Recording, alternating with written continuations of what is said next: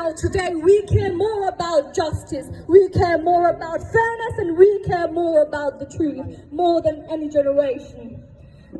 And this is the generation that refuses to stay silent.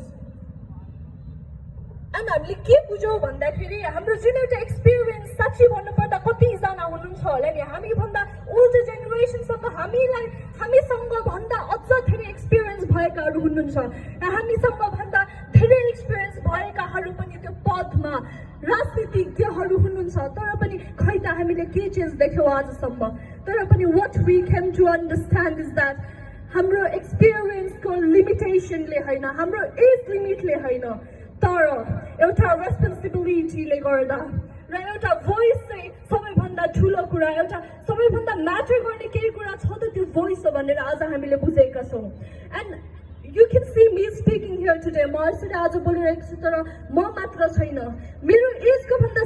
साना ती 14-15 वर्षका भाइ बहिनीहरूले पनि यसरी बोलिरहेका छन् आज किन त बाध्यता